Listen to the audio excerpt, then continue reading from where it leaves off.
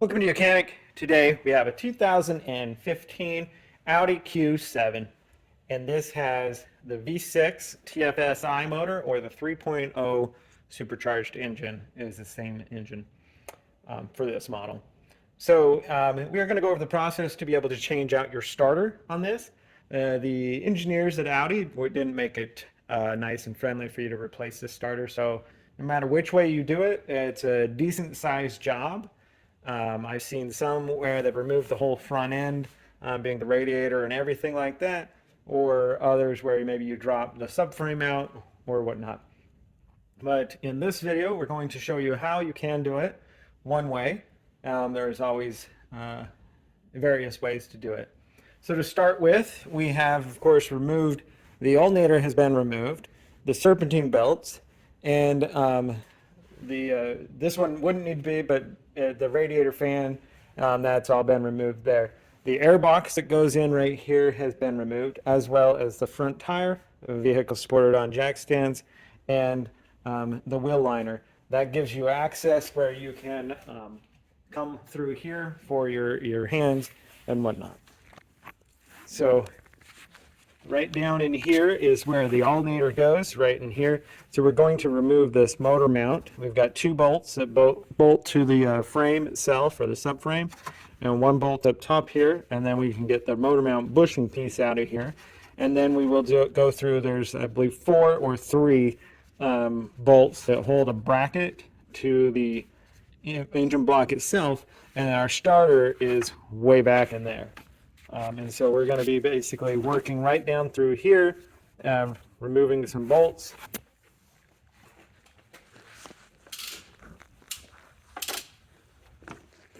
Those bolts right there, there are 15s or 16 on the outside and an 18 on the top of that motor mount.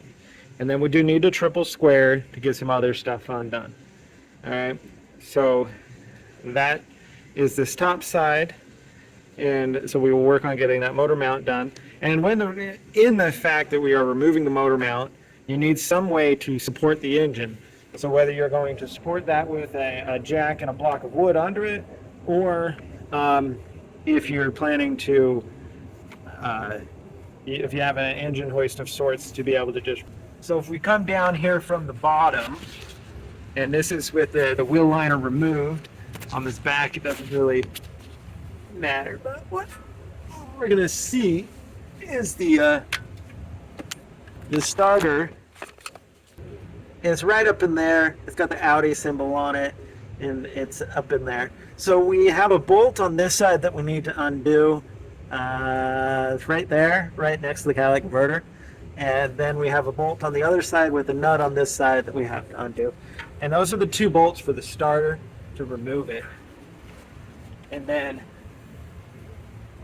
we will remove it through this hole here that we're going to create by removing that motor mount. So in general, this is a decent sized job. According to the old Audi people, they would say that this should take 9 hours. We're going to hopefully do it a lot less than that. So we have a ground right here that we need to undo. That is a size 13. That goes onto that motor mount. So we undo that ground,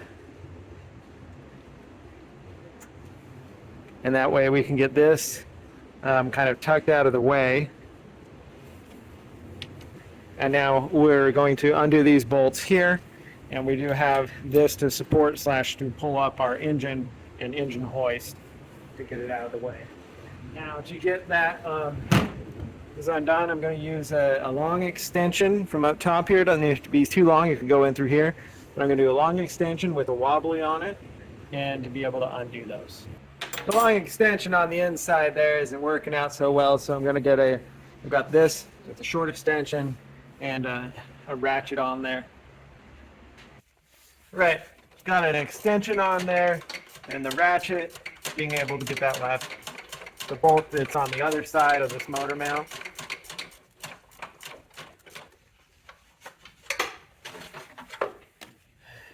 So I'm going to go ahead and get that motor mount out, I'm going to undo that, finish undoing that bolt. We'll undo this bolt. I'm going to do the wobbly and extension to get that one undone.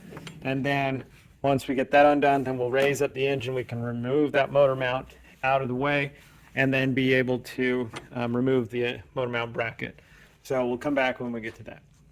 All right, so we have the 3 bolts, the 2 bottom bolts on the motor mount, the top one, and now we're going to raise the engine. I have it with an engine hoist to be able to raise that engine up a little bit where we can get that motor mount out of the way so that we can gain access to the starter. All right, there we go. Just had to rotate it the right way to be able to get it out. We do want to make sure that we remember how it goes in, how it sits in there for when we reinstall this motor mount. Now, with that out of the way, we do have a pretty good access to get in there to get the bolts and stuff off of the starter. Might actually even be able to remove the starter, but I think the problem is the rest of this bracket goes around the back of the starter. So this wire that goes in, that's what attaches to the starter. And then you got the other one for the solenoid. And then this bracket comes down around it, so you're not going to get that starter out through there. So we got to take our triple squares and undo some bolts here. We're going to gain access by going through here to be able to remove those. So looking at down here, we got a triple square there, and a triple square that we will access from the back side there to be able to remove that bracket, so then we can get the starter. So I'm going to go ahead and see that triple square right there at the top of the screen, and then there's a triple square right there at the bottom where that cable is, and then there's one at the very back, and we'll go ahead and get those undone, and then we'll come back. So this is where the triple square is on the back of this motor mount. It did take quite a bit of force to get that one out, and so and this is back from the back through the side where the tire would be. So I'm going to undo that one completely and then work on the front too, and then be able to and then we can take that bracket off. All right, so we have the top triple square in right here. Again, just using the wobbly and a line extension. There we go. I'm going to leave that one in there a little bit and then see if I can get the bottom one. I'm going through the right under this portion of the frame rail and getting stuck on something there, maybe not the right option. There we go. The wobblies are going to be your friend on this project. Okay, I got the bottom bolt out, the back one's out, finish removing this top one, and then that whole bracket will be able to be out of the way, and then we can actually get to the starter. There we go.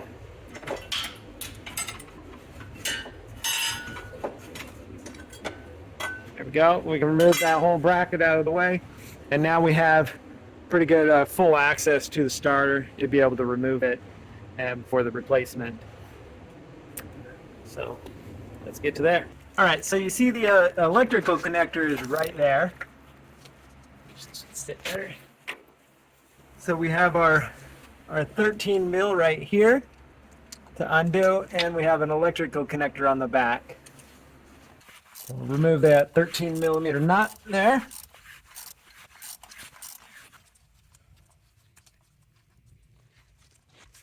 Okay, so we got the nut undone from the back of the starter, and now we have our electric cable that is going past it. Is still hooked to something, so we're gonna have to see what that is, but I'm gonna have to get that little electric connector undone, the one that goes to the solenoid, and then we'll go to that point. All right, so back here to our starter removal. We can see we got the electrical connectors undone. We got this size this bolt right here that goes down here at the bottom. Yeah, like you can see it. But that bolt right there, we removed that. That is a size 16 millimeter, and you have to use a 12-sided socket or wrench to get that undone. So we get that undone from the this side of the motor. There is a 16 millimeter nut on the back that you need to undo also. It tightens in there, and then it has a second tighten on the back. So the last bolt we need to be able to remove this starter. All right, so the last bolt that we need is right there. It's an 18 mil straight up in the top there. And now, as long as you got your 12-sided wrench, you should be able to get it undone. All right, so we see the 18 mil that needs to be undone. I need to reach up in there, undo that, and then we'll be able to take the starter out the other side.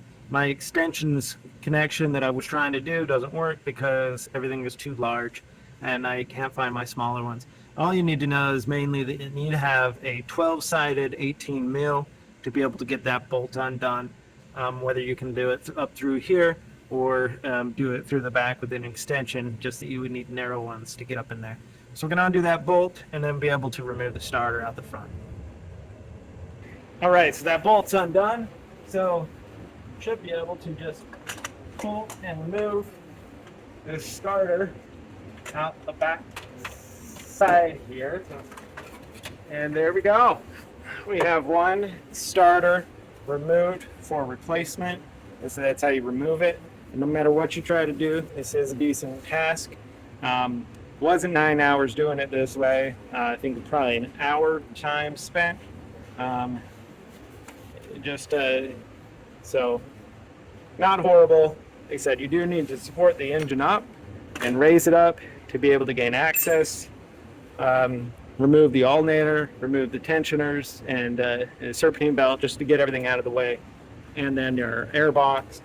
And you get pretty good access to be able to get in there and to remove your starter. So right there, that's the starter, or where the starter sits, right back there. And so you're gonna get in there and be able to put the starter in there. There's one bolt that goes through from this side, one bolt that goes through on the other side to tighten the starter in, and then we'll put all the electric connections back on it. And then when we're done with that, then of course you put the motor mount bracket back on, put the motor mount back in, and that'd be the install of the starter. This isn't the easiest job, but it's not horrible. It can be done. We have our starter to put back in. Coming through the access point here, got a few things in the way. Need to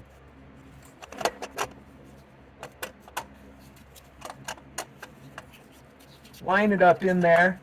There is on the top of this starter, there's a little tip that will line up into there we go, into the groove there, and now that sits in there. And that's the bit. Gotta twist it a teeny bit, and now I'll be able to put our bolt that goes in, our bolt from this side. Some of these bolts might be technically that they say you can only use once.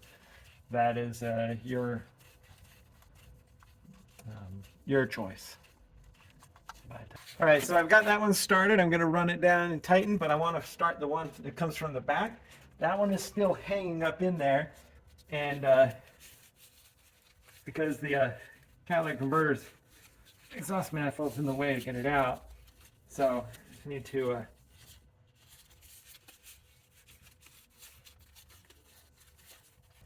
okay, so the back one's all hand tightened down. We need our 18 with a 12 point to be able to tighten the bolt here.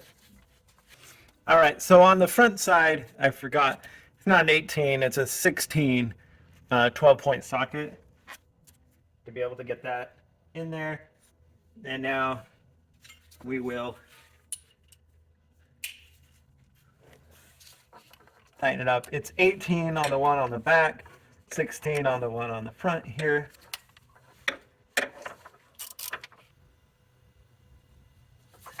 All right, Okay, so it's getting tight. Now, still on this front side, we've got the electric cable to slide up on there, a 13 millimeter up there.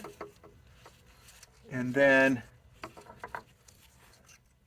press our electric connector on until you hear the click, and then there's a red tab to press in for a secondary safety lock. We have our 13 millimeter to put on the front here.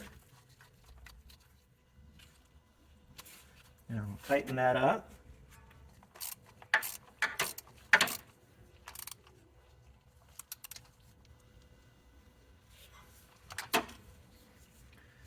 All right. So we have our 13 mil tightened, the 18 on the back we're going to tighten, the 16 is on here. So for the starter, then we still need to put the motor mount bracket in, put our motor mount back on from this side, and then that's all you're doing. And then you put your alternator back on too. So from the back side here, there's that bolt that's way up there. We got to finish tightening that. And then right down, you kind of see over here, behind this